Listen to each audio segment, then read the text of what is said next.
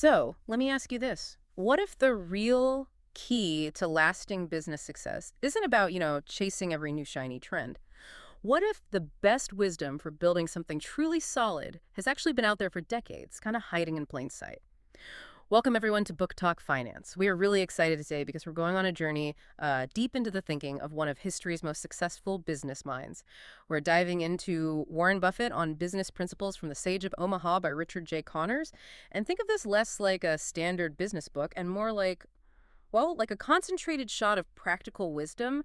It pulls together decades of Buffett's insights on management, on culture, value creation, mostly from his famous shareholder letters. Yeah, those letters are legendary in themselves, really. Full of straightforward thinking. Absolutely. And for anyone new to our book talk format, our goal here is pretty simple. We want to pull out the core knowledge, the really valuable stuff from important resources in finance and business.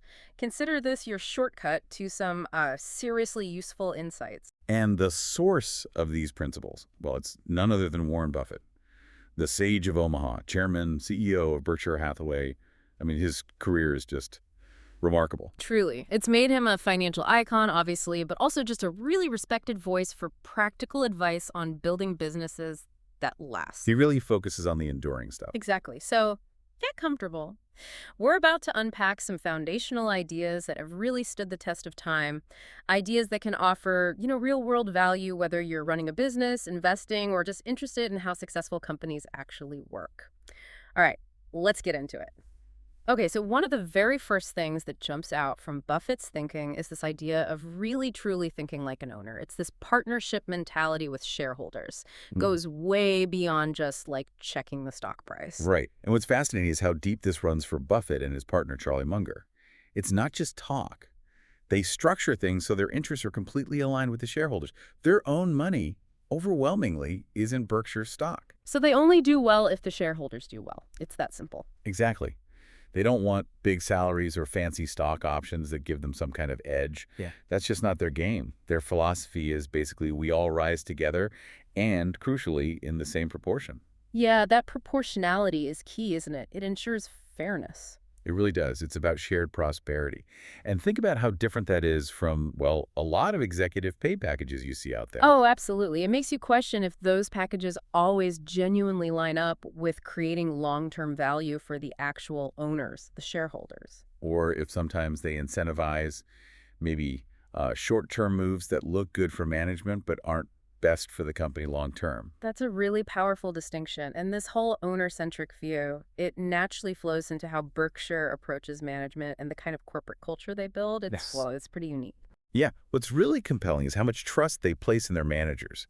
Buffett talks about finding leaders who, and I'm paraphrasing slightly, love their businesses, think like owners themselves, and just radiate integrity and ability. Right. He puts a huge premium on the character and the mindset of the people running things. Definitely.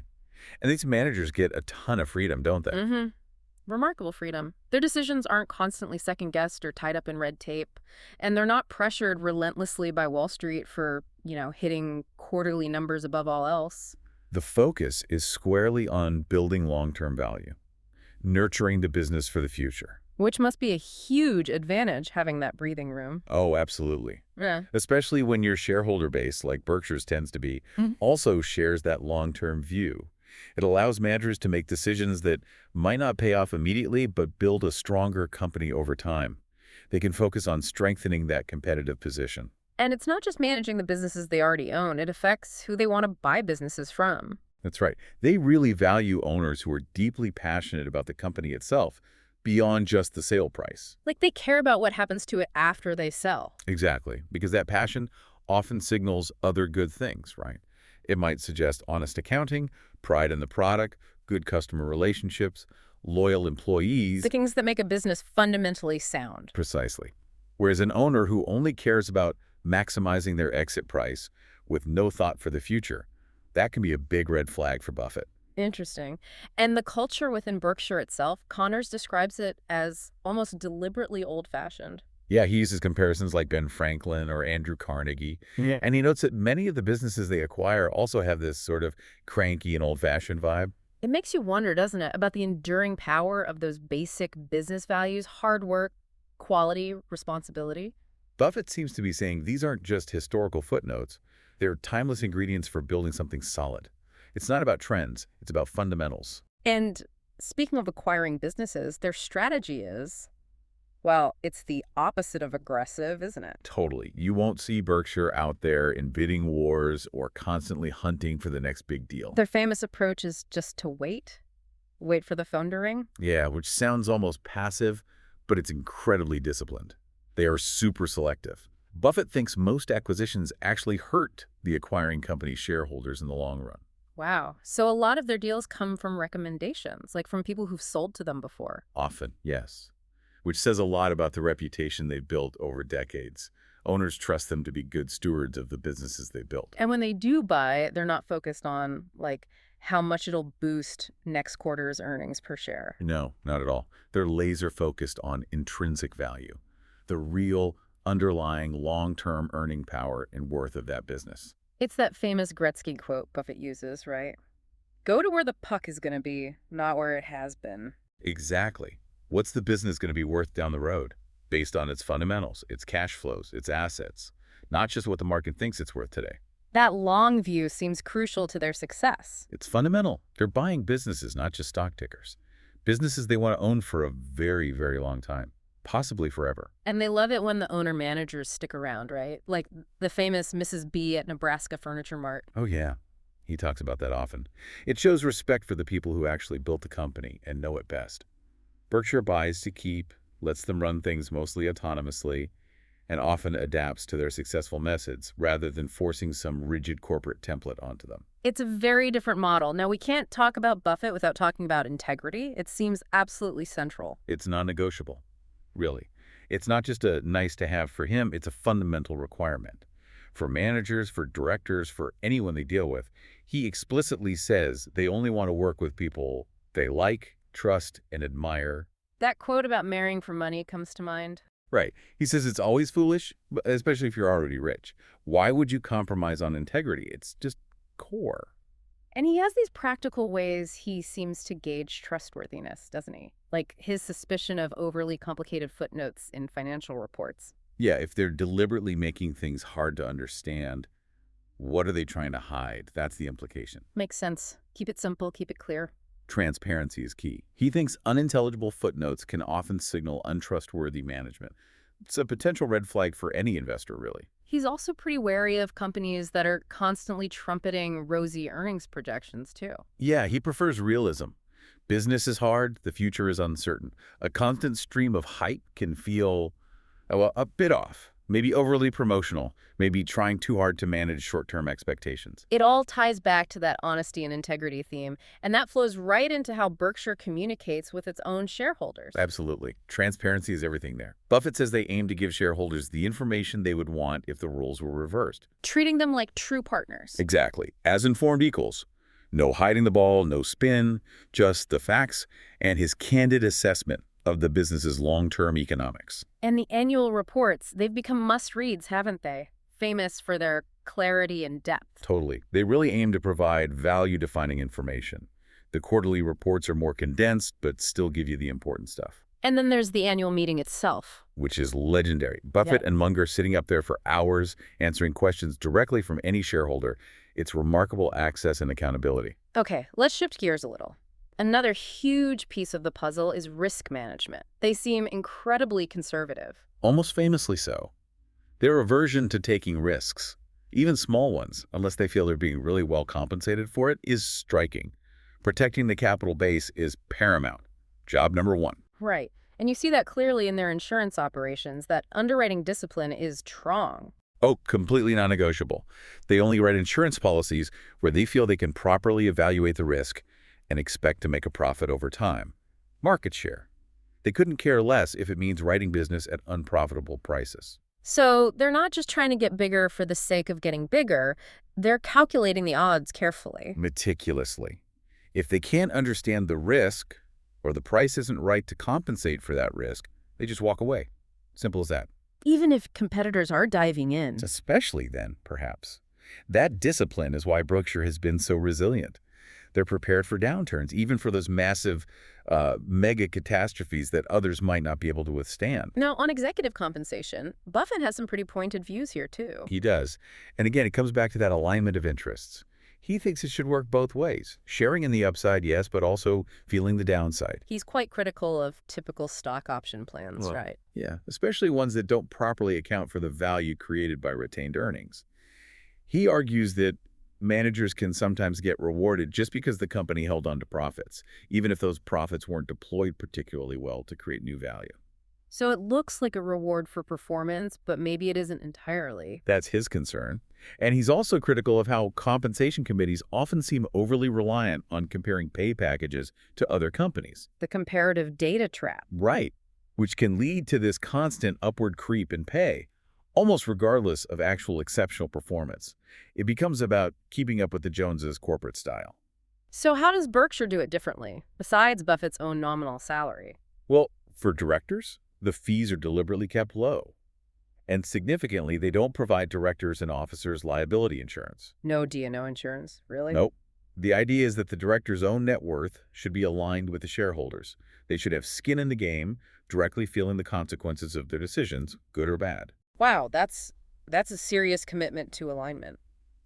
The book also touches on crisis management, using the Salomon Brothers situation as an example. Yeah, and what stands out there is how directly and quickly Buffett moved to address the problems. No messing around. And his focus wasn't just on what was legal, but what was right. He uses that test. How would this look on the front page of your local newspaper? That's a good gut check. It really is. Beyond just rules, think about reputation and ethical behavior. And he quickly put in place pay-for-performance systems at Salomon to try and fix the incentive problems. Makes sense. Now, capital allocation. This seems like a really critical skill he emphasizes. Hugely important. He stresses that how well a company allocates its capital, deciding where to reinvest profits or return them to shareholders, has an enormous impact on its long-term value creation, maybe the biggest impact management has. And his rule of thumb is pretty straightforward, isn't it? Yeah, basically, don't keep earnings inside the company unless you have a really good reason to believe you can generate at least $1 of market value for every dollar you keep. Otherwise, give it back to the owners. Right, because they might have better uses for it themselves. Right. He's wary of managers who just want to hold on to cash to build a bigger corporate empire, even if they don't have truly great investment opportunities within the business. That temptation to just get bigger. It's real. But growth only creates value if it earns a good return on the capital invested. Which leads us perfectly into the idea of the competitive advantage, or the moat. Ah, yes, the famous moat, a core Buffett concept. So what's the key idea there? The key idea is that every business has some kind of competitive position, its moat, that protects it from rivals. And crucially, that moat isn't fixed. Everything a company does, every day, either widens that moat, making it stronger, or lets it shrink. So you have to constantly be tending to it. Exactly. And Buffett insists that widening the moat, strengthening that long-term competitive advantage, should always take priority over hitting short-term earnings targets. What are some examples of moats, like brand names? Sure, strong brands like Coke are a classic example. But also things like network effects, think Facebook or Visa, or having a significant cost advantage, like Walmart or Costco, or high switching costs that make it hard for customers to leave, like with some specialized software. Gotcha. So understanding that moat, its source, and whether it's getting stronger or weaker is crucial. Absolutely critical for long-term investing and business strategy. It's also good to know that even Buffett makes mistakes, and he's open about them. Very open, which is a lesson in itself, right? Intellectual honesty. Yeah. He talks about his early days doing what he called cigar butt investing. Cigar butt, what's that? Buying really troubled businesses just because they were dirt cheap. Like finding a discarded cigar butt with one puff left in it might be free, but is it really worth it? No. Okay. He realized that generally it's a much better long-term strategy to buy a wonderful business at a fair price than a fair business at a wonderful price. Because time is on your side with a great business. Exactly. Time is the friend of the wonderful business, the enemy of the mediocre. That's one of his best lines. It takes less effort, too. Better to just avoid the really tough problems, the dragons, as he calls them, than try to be a hero and slay them. Stick with easier, more obvious opportunities. And only go into business with people you like, trust, and admire. That comes up again. It's a recurring theme. Life's too short, basically. So, boiling down his personal investing philosophy, it sounds pretty straightforward, actually. It is, in concept at least. Four main Yep. things. Invest in businesses you can understand. Make sure they have favorable long-term economic prospects, a good moat. Ensure they're run by honest and competent people. And buy them at an attractive price. Understand. Good prospects, good people, good price. That's the checklist. But the hard part is having the discipline and the knowledge to actually execute on that. You need to know how to value a business. And crucially, how to think about market prices. Don't get caught up in the daily noise. And his definition of risk is different too, isn't it? Very different from Wall Street's definition. For Buffett, risk isn't volatility, the stock price bouncing around. Risk is the chance of a permanent loss of capital over your holding period. Are you going to actually lose money in the long run? That's the real risk for an owner. Focus on the value, not just the price chart. Precisely. Finally, the book touches on some broader advice, kind of life and career wisdom. Yeah, and it's really good stuff. Find what you're passionate about. Don't just drift through life. Go work for people or organizations you genuinely admire. That makes a huge difference. It really does. And invest in yourself, your mind, your body. That's the best investment you'll ever make. And when looking for people to associate with, look for integrity, intelligence, and energy. But if they don't have the first one? The other two will kill you. Integrity is the absolute foundation. And he also talks about developing positive habits, being generous, honest, giving credit to others. Simple things, but powerful. Wow.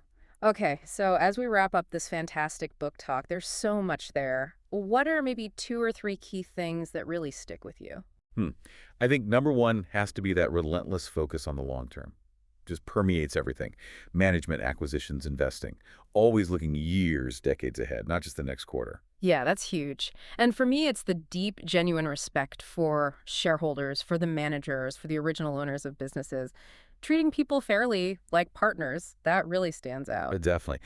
And maybe the third thing is just that absolute insistence on integrity. In people, in reporting, in how you conduct yourself.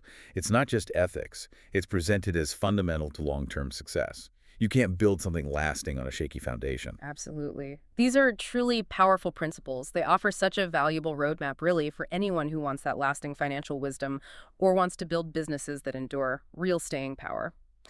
Well, that's all the time we have for this edition of Book Talk Finance. We really hope you found this valuable. Make sure you subscribe to the channel. We'll have more deep dives and book talks exploring important resources in finance and business. Until next time, keep learning, keep thinking long-term, and keep growing.